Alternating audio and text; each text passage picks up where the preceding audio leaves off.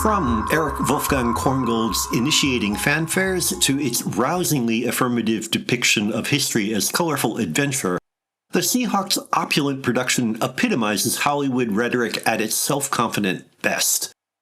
Nominally a drama about Elizabeth I's support of English privateers prior to the Spanish Armada, it is no one's idea of serious historical examination. But as the story rushes forward in a torrent of action, the filmmakers keep one step ahead of skepticism through sheer brio.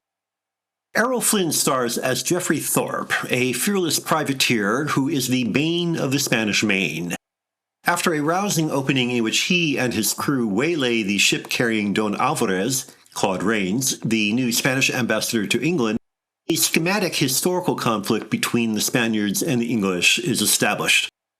With the tacit, though never open, support of Elizabeth, Flora Robson, Thorpe then concocts a scheme to steal a shipment of gold from the Americas that, if successful, will provide more than enough money to pay for the navy the privateers beg Elizabeth to create.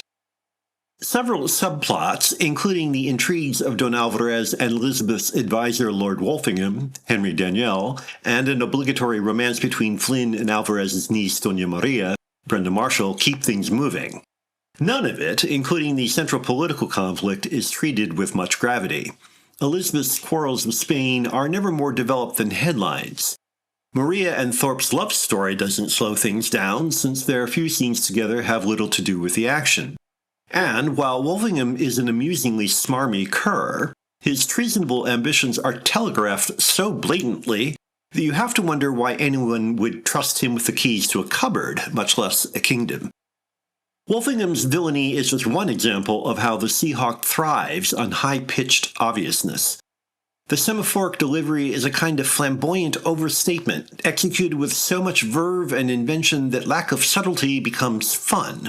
There are lengthy sequences below decks, for example, that include de rigueur scenes of emaciated galley slaves whipped by vicious warders, but even as the abuse is laid on heavily, it isn't particularly affecting.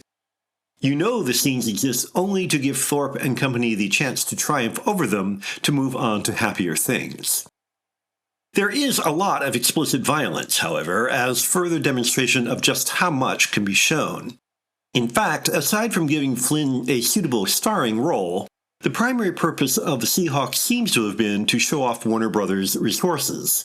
As the ever-energetic Michael Curtiz calls the shots, with prestige producer Hal Wallace and the studio's incomparable technical staff, the only real suspense lies in anticipating the next flourish. The results may not be serious, but they are certainly entertaining.